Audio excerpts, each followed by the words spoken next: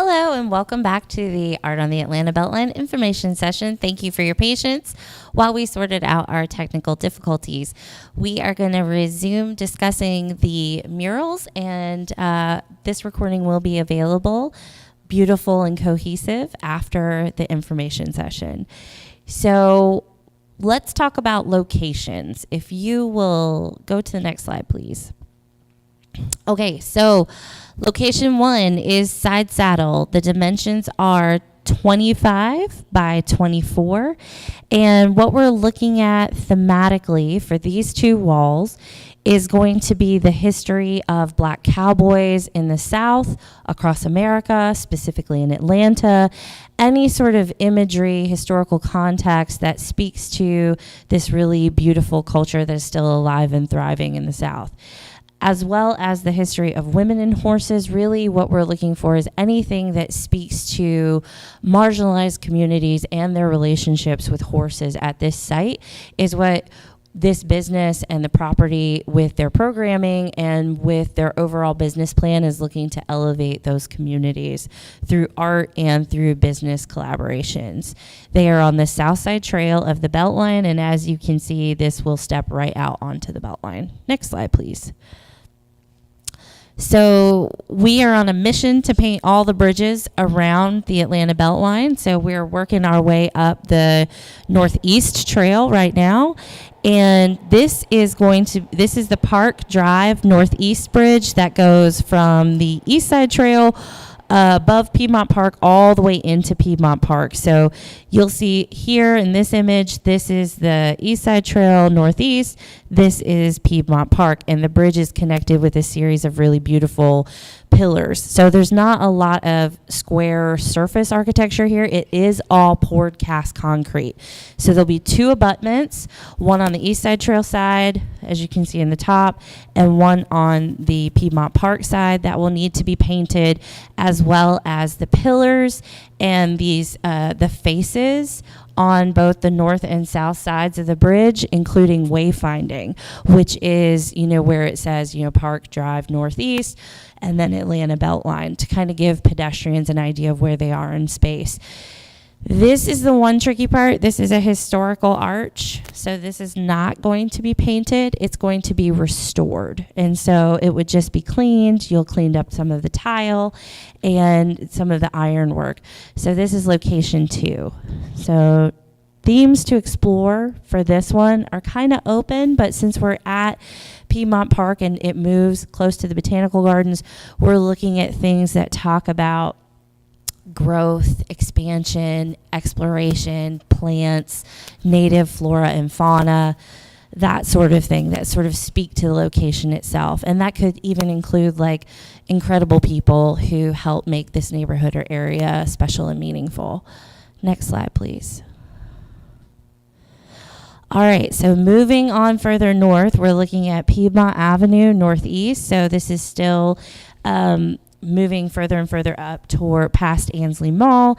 And so this is going to be the entire bridge, but the entire bridge really is these two like pillar structures with the retaining walls at the bottom. Those retaining walls are about 4 feet high. The space is approximately 75 feet long. You'll also be doing some wayfinding on the top of the north and south approach so people know what the road over top of their head is. So thematically, this one's open. Go nuts. Kind of whatever your vision is for this space would be great. Next slide. And then all the way up at Montgomery Ferry, we have this like really awesome smaller mural. This would be great for like a first time, you've never done a public art mural before. If you're interested in getting, your feet wet in mural arts, this could be great. This one is just one major abutment that you can see there with the remnants of an older mural with the moon on it. And then there's 2 small retaining walls. There's a little one right here and one that's about 4.5, 5 feet tall here. And so it would be those 3 spaces as well as doing the wayfinding on the cross beams. And so I believe that wraps us up for locations for the mural sites. So looking at BeltLine spaces, this is our sculpture, 3D, installation art, environmental, immersive, anything that's not flat fits under this category, right? And that could include mixed media. So a lot of times photography installations will fall under BeltLine spaces as well. We have about 14 cast concrete pads all the way around the corridor. They are listed on the map that will be included in the RFP. We are particularly interested this year in activating some of our fencing spaces that are all around the corridor, because some spaces are too narrow to site art, like physical big pieces of artwork on. And so, next slide. You'll see this map. You'll be able to go to sculpture sites that we're particularly interested in. It doesn't mean these will be the only ones we're activating, but I'll want you to click on these and you can see the measurements and exactly where the location is and ideate about how that could potentially be activated for you. If you're like, hey, I've got a big giant sculpture, I want to loan it to you guys, I just need a concrete pad, in your application, just mention that you need a concrete pad or that you'll be providing one. If you want to do something like cast your own pad or put in sonos, that's preferred. That's actually great because our own pads are limited. So make sure you mention that and add a provision for that in your application. Next slide. If you are a performance artist or a busker and you want to be official on the BeltLine, this is a great way to do it. That way, if you're already out there playing guitar, if you're out there drumming, if you are out there dancing, or you're a baton twirler, or you're a juggler, or you're a magician, or a spoken word poet, a movement artist, this is your category. What this means is you don't actually need us to set up any kind of technical support for you. You don't need a stage. You don't need a generator or a lighting system. This means you can do your own thing. You just want to be paid to do it and not depend on tips. So this would be the category you would apply under. We would work with you on a schedule, promotion, and you would get paid to activate and do the work you're already doing on the BeltLine. Next slide. If you are an artist that needs a little bit of technical support, you want lighting, staging, a projector, a technical director, a stage director, please apply to BeltLine After Dark. This is open for any kind of performer or musician. It is a 2-day and growing festival in Westside Park the first weekend of June. We would love to have you. It's open to absolutely any medium. So that could be conceptual performance art to a traditional, 5-piece rock band. Whatever fits, there's a day for everybody. And like I said, this festival is growing. So if you want to add your ideas to this mix, we would love to have them. And the residency program is very special. The Atlanta BeltLine Public Art Residency Program was the first of its kind when it was introduced in 2019. And the residency program specifically seeks to defy the numbers of people of the global majority and indigenous people and women and femmes and queers who work in leadership roles in public art. So this provides the opportunity for an artist in residence, a scholar in residence, and a curator in residence to spend a year in research and development and finally execution on what their ideas are for public art.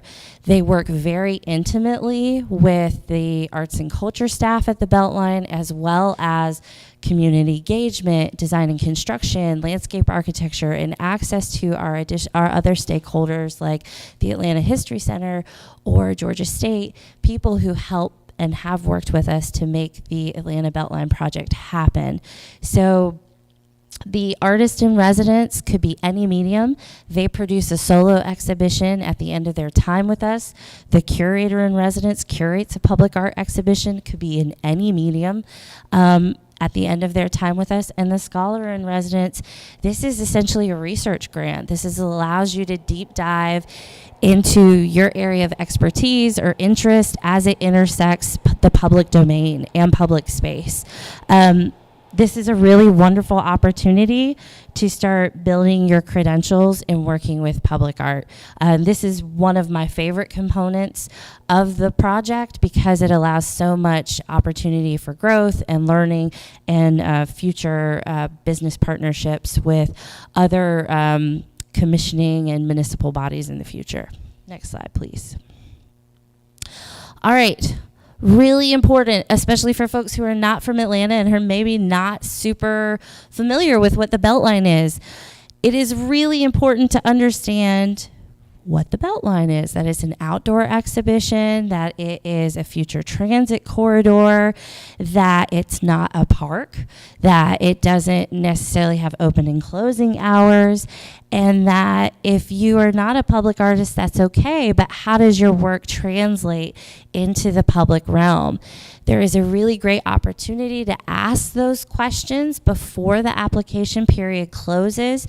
So if you are, say, a paper artist and you're like, how in the world am I going to do paper art out in the public realm? Ask those questions during the question period so you can get answers, or we can help you get a hold of resources to learn how to make that happen. It's also really important to understand some of the rules of the BeltLine, right? That when you're working through your application process, say you are very passionate about your political beliefs or, your religious beliefs, keep in mind that this is a public space for everybody. And so it needs to be accessible and digestible by everyone. And so that may feel a little tough, if you're a very passionate artist, but just keep that in mind as you're applying and developing your concept, is that due to what the content is, our jury will take that into consideration as they're moving it through the process. Next slide. All right, so that was everything on the different categories that you can apply to. And now I'm going to hand it off to my esteemed colleague to talk about how you make the application happen. That's so exciting. So every time I hear about the exhibition categories, I get so excited. And that is great information to let people know in our community who are passionate about the BeltLine to know exactly about the scope of services for this wonderful request for proposal.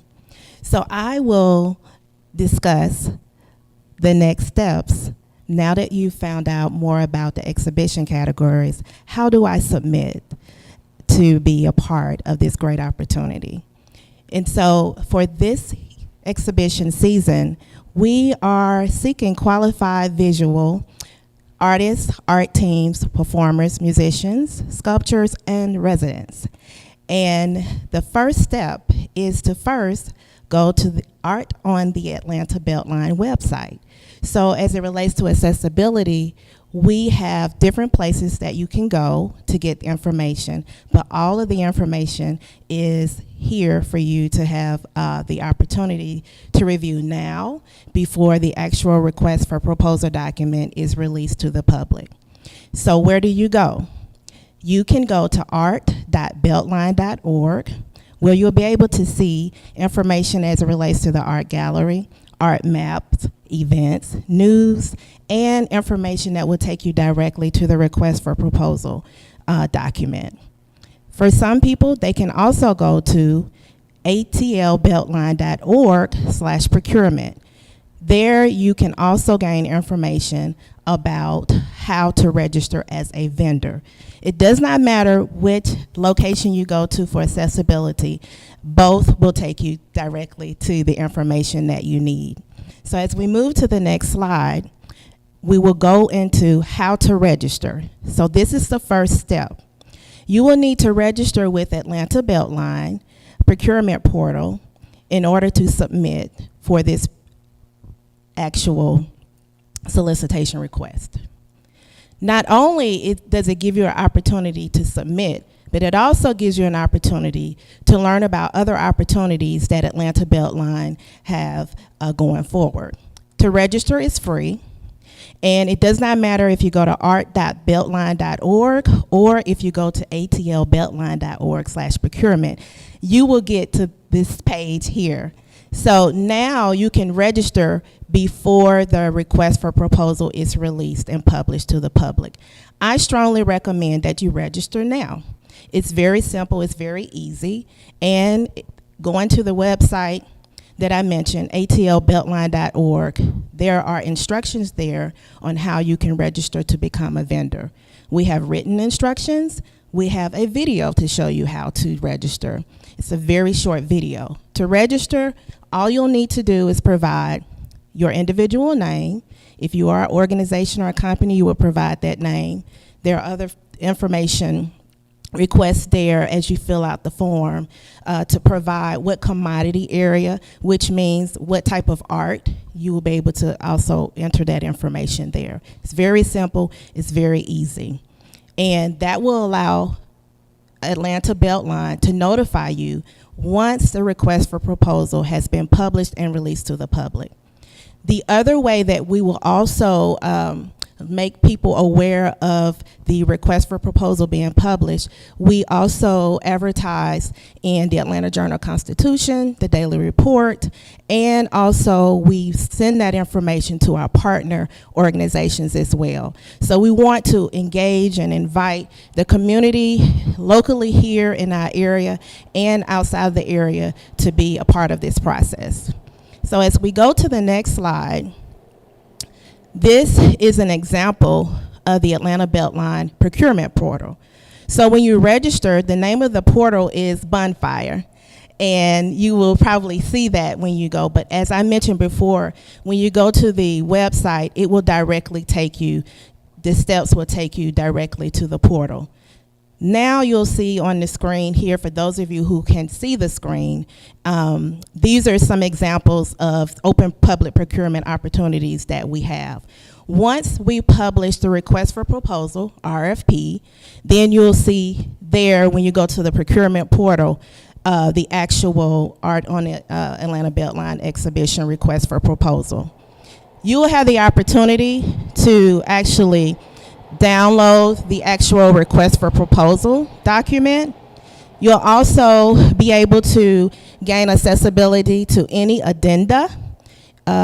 You'll also have opportunity to gain information as it relates to the timeline, and you'll also get automatic notifications when there is a change or update with the request for proposal. So it's so important to go ahead and register now. If you can. If you don't register now, you can register anytime. Just know that you'll need to register in order to submit your proposal. And we'll go to the next slide, please.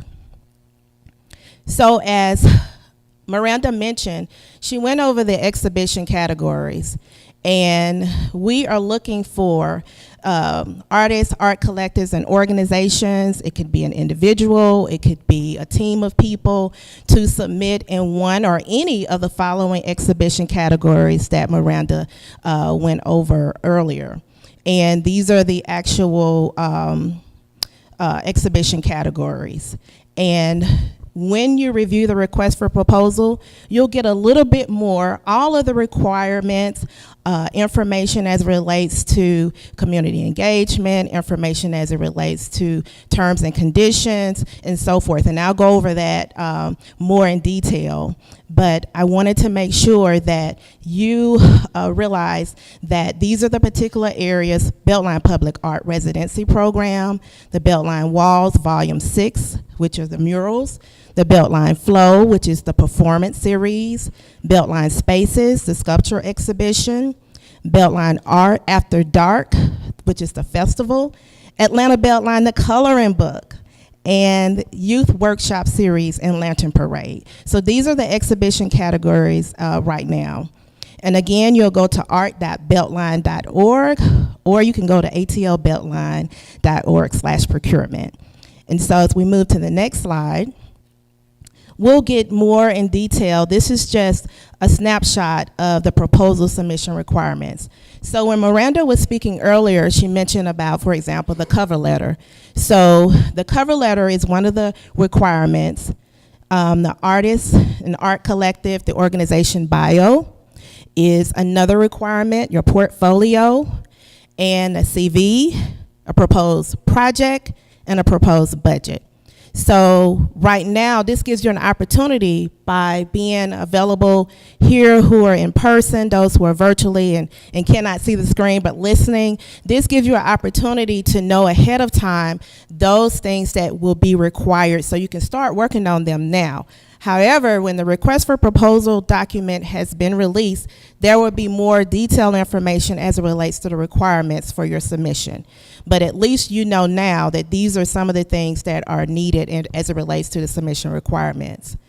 The other thing that will be placed in the request for proposal document is information related to questions. So we will have a question and inquiry period that will allow for those who have questions about anything related to the request for proposal document or anything related to this process, you have that opportunity to ask questions.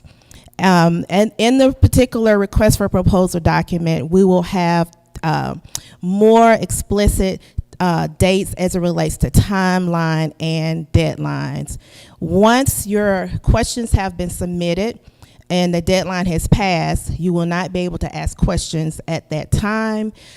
We will provide responses in an addendum or addenda.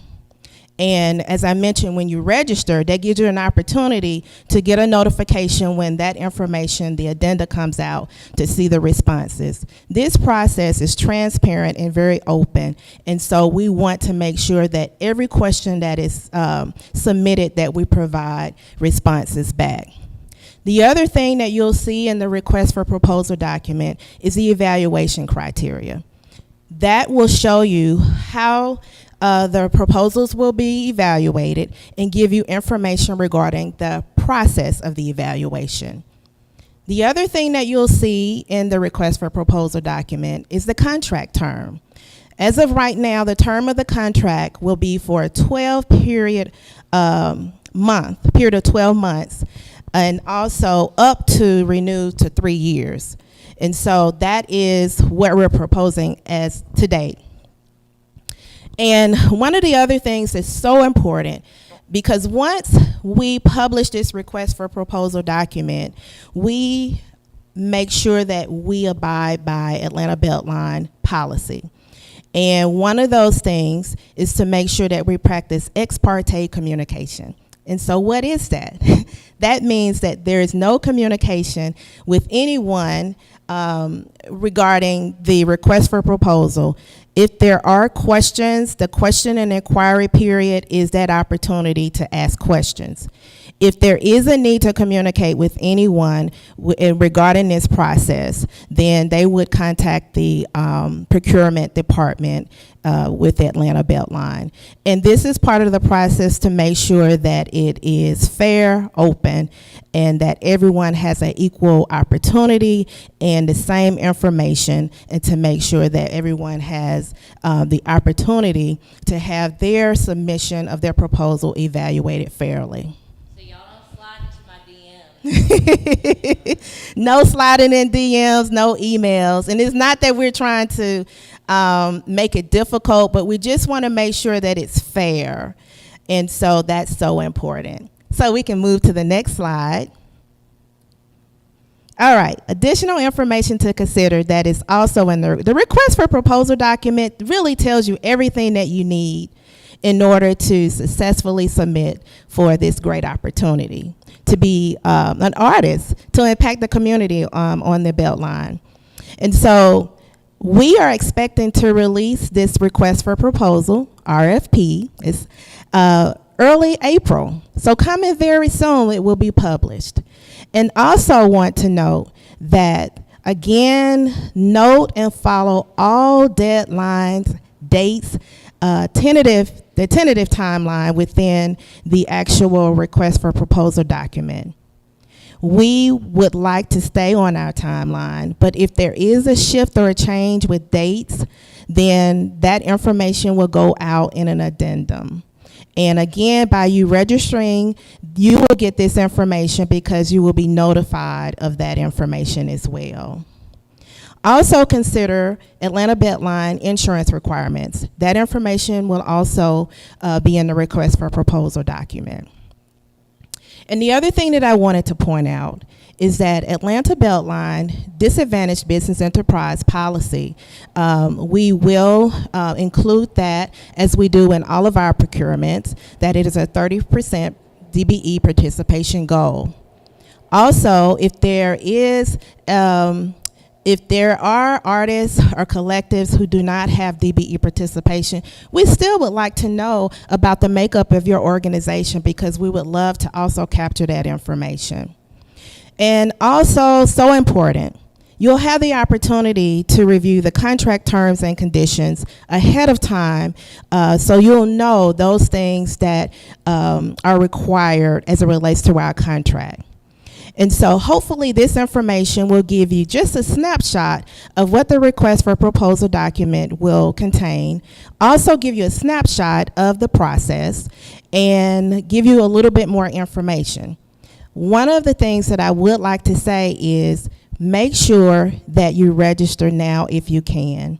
If you have any issues or problems or technical difficulties, if you go to our website, there is contact there that will go directly to, at this point, before the RFP has been released, you can contact myself or Miranda, and we will be happy to assist you. Once the request for proposal document has been released, that is when we go into the ex parte communication phase, and we call it the cone of silence, where you would follow all the requirements of the request for proposal document. So if you follow everything that the request for proposal document provides to you, then you will have a great opportunity to participate in this process. So I'm going to turn it back over to you, Miranda. Thank you, Sabrina. All right, so a few last item things that I wanted to touch on. Sabrina talked about it a little bit. The BeltLine is traversed by 2.6 million people annually, and that is probably a conservative estimation. So this is a phenomenal experience, but also this is the largest temporary public art exhibition in the American South. And because of that, we want you there. We want to hear what you have to say about your city, about the South, about the time we live in. In your proposal, please include everything that it is going to cost you to make this process work for you. I say that, now we aren't trying to pay your mortgage, so please be realistic. But please make sure you include everything, because we really want our artists and our creatives to make a livable wage while they're working with us. And so I think on the next slide is like a thank you or questions, but I think we want to open it up for questions at this time, and Rashida will help us facilitate that. Hi again, everyone. I'm Rashida Williamson. I am off camera, and that is perfectly fine because you still have my two ladies at the screen. At this time, this is opening up for Q&A, comments, questions, concerns, anything you have so far, just with the presentation of what has occurred thus far. Again, just to give you sort of a safety net, we will be posting this presentation with all the links, all the information. It will be available on our website, but also if you do have any burning questions right now, please do so by our Zoom attendees. You can submit a question and comment at any time in our Q&A box. I might have it live and open. For our Facebook attendees, you are able to post in our comments section. Someone from my staff will let me know about your question, and I'll read it aloud to the group. Also, in-person attendees, if you do have a question, you can go ahead and raise your hand. We'll hand the microphone over to you, so you can ask your question if you have a burning question. And then sometimes we do have phone attendees. So with that being said, all you need to do is press *9 on your telephone keypad, and that's just to raise your hand. And we will let you know how to go ahead and, go ahead and answer. You have a question, sir? Here you go, Chris.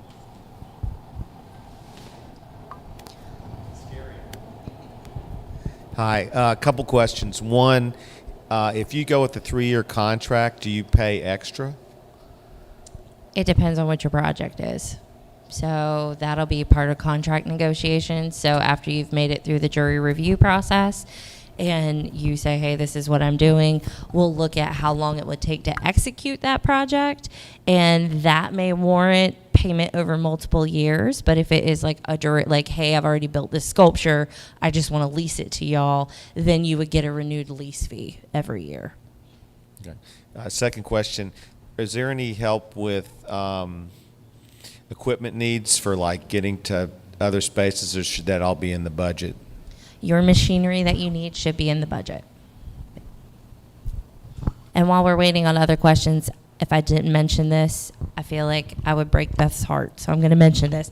The coloring book, we didn't have a slide for it because it's a new edition this year. And so what we're looking for is illustrators, artists, particularly graphic design artists, who are interested in creating a coloring book that we could reproduce and sell, that exalts life around the BeltLine. And because it's the year of the youth, I think that is it's going to be a really beautiful project. So even if you're not a public artist, but you're a great graphic design artist, that might be the project for you. Miranda, we do have a Zoom question. This is for emerging artists. Is there a recommended cover letter to use as a template? Wow, that's a really great question. I would suggest that you reach out to a mentor in your community and see if they have a template for you. Also, Canva has really cool templates for cover letters. There is some really wonderful resources on Google Home and on the Microsoft Suite, where you can just Google like cover letter for art, whatever, and you can just swap in all your information for the template that they have.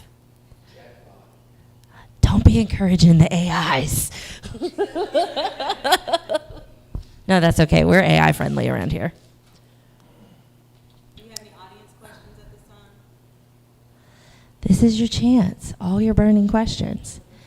Yes. I saw on the website that there was going to be something, this may not be the right meeting, but there was going to be something. I saw, can you hear me? Yes. Okay. I saw that there was going to be something about the anniversary of hip hop this year. So I wasn't sure if that was going to relate to this or if that was going to be something separate. So I would just like a little information about that. Absolutely, it does relate to this. So with every application that we are looking at this year, we're specifically looking to uplift thematic and conceptual work that elevates the discourse around the anniversary of hip hop writ large, but specifically in Atlanta. Okay, cool. Yeah. Cool. That was a great question. Any other questions? Yeah, I've been signed up with a vendor for years, and I'm curious, aren't they supposed to notify you when applications are available as a vendor, or they're not doing that? Yes, and Sabrina touched on that a little bit. She said once you're registered, you'll get a notification if you've listed art or arts related as your category of interest. If it's something else, if your list of interest is like transit or design and construction, you might not get the notice for art. Great question. Anybody else? Miss Morrow?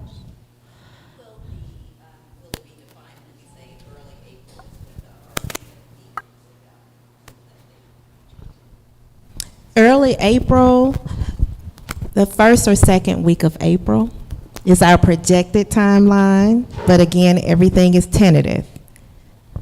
Post-COVID time is a flat circle, so we're just giving estimates these days. Any other questions? Once the applications are all in, we will do an open call for jurors, and that'll probably go out a week or two after the RFP is out, where we'll invite community members who have a professional interest in the arts or who themselves are art teachers or art historians to actually serve as our community jurors for each of the applications. And they'll be the ones who will review everybody's application, and they'll score everyone. And once those metrics are in, we'll be able to start making our decisions on who will get awards. So we're hoping to be able to announce to the artist who has been awarded for this year in July. We actually have two questions via Zoom. The first question is there any experience required? No. You can actually have never done public art before, and that is absolutely fine. What is important, though, is that you work with someone or have someone on your team who has, or you have a resource that you can list. Like, hey, I don't know how to do murals, but I'm going to be working with so-and-so who has done murals before, and they're going to help me on site. That works perfectly fine. We actually very much welcome people who've never done this before. Our second question is, what is considered a livable wage? That is an amazing question. I would suggest that you go on to the artist wage, like WAGE with like little periods in between each of them, website, and look it up. And what it does is it shows you all the institutions around the country that have signed up for livable wage metrics. And so you could look at like Pyramid Hill Sculpture Park, right, which is comparable to the BeltLine, and see how much they pay for a sculpture or how much they pay for a mural. And it gives you a really great range of data to find comparable cities and comparable projects for what you're applying for, so you can implement that. One of the things that I like to tell folks is when you're building your budget out, that the very first thing you do is calculate all your hard costs. Like, how much does machinery cost for 4 weeks? How much paint do I need? Here's all the things I have to buy. Here is all the things I know I'm going to spend money on, and those are your hard costs. And then you have like your diet hard costs, which are things like, I know I'm going to use my angle grinder on this project, but I've already bought this angle grinder, so I'm not buying a new one, but I'm putting wear and tear. So these are your wear and tear costs, which should be about 10% of the original cost of whatever you're using. So say your angle grinder is, $100. So $10 for your wear and tear on your angle grinder. And those are your wear and tear costs on the things you already have, but you're using them for this project. And then your soft costs are going to be things like travel, food, assistance, and things like that. And then you calculate all those known costs and you get your dollar amount that you're like, this is what I'm going to spend on this project. And whatever that number is, calculate what 20% of that number is, and that's your artist fee. And add that to those hard costs. And that roughly should give you an accurate budget. We have somebody asking, may you repeat that website one more time? Yes, go to, if you put it in the Googles and just put artist wage and capitalize wage and put a period after each of the letters, it should take you to the website. It's horribly designed. It's like really bright yellow and garish, and the kerning is a nightmare. But it gives you really good information. I do have a question from Peter Street Station, but as we're waiting for that one to come, I have another question. Okay. Emerging artists here. Are we leasing a space on the BeltLine? What should be included in our portfolios for submission? They asked if they are leasing a space. Are we leasing a space on the BeltLine? No, you are applying under a category. So if you are a muralist, you're going to apply under the BeltLine Walls category for whatever your idea is. So your portfolio needs to be the things you've already done that support your idea. So if you've already done murals or you've done large scale paintings, include those. And then your proposal is your sketches and your renderings of what you want this project to be. So, and then we'll work with you to cite it where it needs to go. Did that answer the question? Yes, you did. Okay. This is a question from our satellite station at Peter Street Station. Do applicants for the residency program have to define the scope of their residency in the proposal? Nope. You just have to give me an abstract of what you want to work on. And 9 times out of 10, the abstract that is accepted is not what you end up doing. So you just need to provide like a 250 or a paragraph of, this is what I think I want to work on, or this is this big idea that I had that I want to use this residency to explore. Okay. Another question from a Zoom attendee. How does one find an experienced artist to collaborate with? Analyze your own personal style, right? And a good place to start is if you go to our art page, just kind of look through whatever that medium is that you work in. So say you're a dancer, go to, the BeltLine Flow category or BeltLine After Dark and look through all the previous artists' portfolios. See if someone's there that you click with, that you're like, oh, my creative soul resonates with their creative soul, and then send them an email or slide into their DMs, and see. That's really how a lot of mentorship happens, is you start from a place of like, oh man, they're doing that thing I really want to do. Let me talk to them.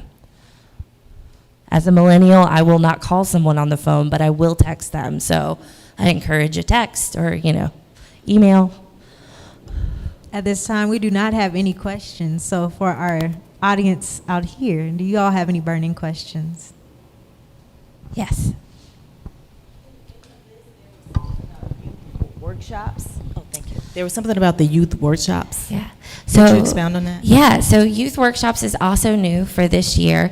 So if y'all will recall, 2023 has been declared by Mayor Dickens to be the year of the youth, right? So what we want to embrace that vision that he has and kind of leave it open-ended. So if organizations or people have a vision for public programming for young people and they've wanted to use the BeltLine as a platform to catalyze on their idea of how youth could be engaged around public spaces and civic entrepreneurship or creativity and the arts, we would encourage you to apply with whatever your curriculum or your idea is and how you would implement that on the BeltLine. That's a great question. Any other questions? Nope. Nothing in Zoom, Facebook, Instagram land? We're going to give it another 2 minutes. Another 2 minutes for Zoom, Facebook, even our satellite station at Peter Street Station. Please let us know if you have any questions, comments, or concerns. Again, we will have their contact information up on the next slide on how you can reach them at this time before we go on our cone of silence. Yes. I have one more question. You have to select the location that you want to paint in. You don't have to select the location, but I would recommend, I love renderings, like to see what it would look like in that space or could look like in that space. But you don't have to do that at all. You can say, hey, I would really love to do this idea at this location, but it doesn't guarantee that location if you're awarded a contract. Okay. We have an Instagram question. What is the website for your organization? www.art.beltline.org.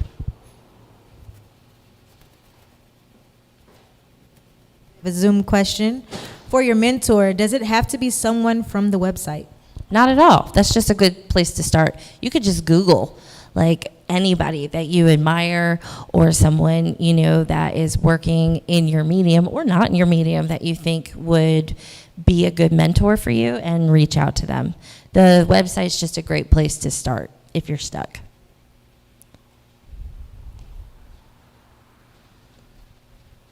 Yes, sir. Every single year.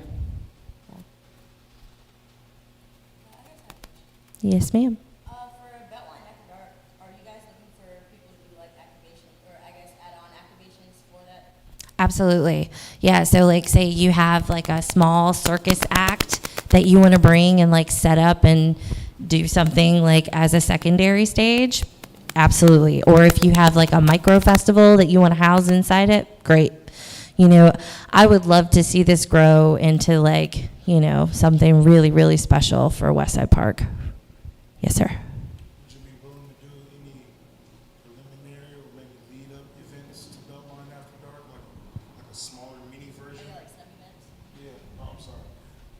Hello. Hi. Yes. I was asking if you'd be interested in doing any preliminary or lead-up events that would support the BeltLine After Dark initiative. I guess also carrying BeltLine After Dark beyond the big event, and so it could kind of float year round. Absolutely. I think any really cool idea like that helps build in capacity and can elevate the BeltLine as a venue, right? We should absolutely investigate and look at, because I think that would be amazing. And the more opportunities for artists to activate on the corridor, the better. Yes. Is there resources for the sculpture for safety regulations, for like heights of sculptures, for dimensions? If you need anything that is beyond human size, so that's 8 feet, so anything beyond 8 feet, or anything that'll be on an elevated plinth, or anything that crosses over the corridor is going to need engineered drawings, and that you should include in your budget. So, and specifically if you're doing any kind of archway or something that is careening over the belt line, there are size restrictions, right? You got to be 24 inches off the trail on either side. There has to be a 14-foot clearance for rescue vehicles and that sort of thing to keep in mind, you know, as you're moving through your design. Do you need those drawings before you apply? You need those as, or say, you would need to annotate engineer drawings because they are expensive. Engineer drawings forthcoming pending award. But you would need to include it in your budget. We do have some questions from Instagram and Zoom, so I'll start with Zoom first. Is this opportunity open for those who are out of the perimeter or out of state? Oh, absolutely. This is an international call for art. One thing to note, if you are an artist from out of state and you are operating as an LLC, an Inc., or an otherwise incorporated business, you need to register your business with the Georgia Secretary of State in order to get a contract with the Atlanta BeltLine. So yes, absolutely welcome to apply. Just keep that in mind. If you are awarded a contract, you'll need to register your business with Georgia. Next question. Are you flexible with timelines for out-of-state artists that get walls? Yeah, absolutely. Okay. Next question. You mentioned you could submit more than one proposal. If so, do you need more than one vendor account or any other considerations around doing that? No. If you register as a vendor and you're submitting more than one, that you can register as many times under that vendor name. Our next question. Is there a space for video art? Oh, this is such a good question. Kind of. So I love video art. I love new media work. I think it's so incredible. We are in an ongoing conversation with some developers around the corridor who have a massive projection screen that projects about 10 stories high onto the side of a building. And so please submit it anyway, because we're trying to figure that out to make that a component of the exhibition. And if not, maybe we'll get really creative and figure it out anyway. This is a question from Instagram. How would a musician submit an abstract? Send in a video or audio file? You could send in like your visual deck and then a link to your, it could be an audio file, SoundCloud, an album, a Spotify playlist. It just needs to link directly to your music. And much like what you would see with a artist's like image list, you would just need to do a track list so we know what we're listening to. Is that it? Well, those are really great questions. Anything else? We'll keep the floor open for 2 more minutes. So for the inspirations for each location, is that printed somewhere so we know? It'll be on the slide deck. It's on the slide deck. Yeah, really the only two that had like a thematic element was Side Saddle and the Piedmont Park. Okay. The other ones are kind of open to interpretation. With keeping in mind, we're celebrating 50 years of hip hop and 40 years of Atlanta hip hop, so. Any other? Y'all better ask your questions now. They don't call her wrap up Rashida for nothing. So another question from Zoom. How many artists are you looking for or contracts to sign? Train break. That is a great question. While I would love to fund every single artist that comes through the application portal, we do have very limited funds. So we average anywhere from 100 and 150 applications with this new process we've implemented, and we commission about 25 artists or 25 unique projects. Of course, there's more artists involved because some of those projects have like 20 artists attached to it, but it's usually between 25 and 50 unique contracts every year. Is that it? I think the most I've ever seen apply, we were averaging about 350 unique proposals. Last year we had about 150.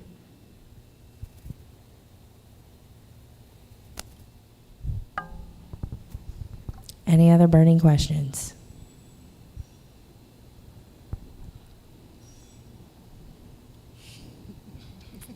All right, y'all.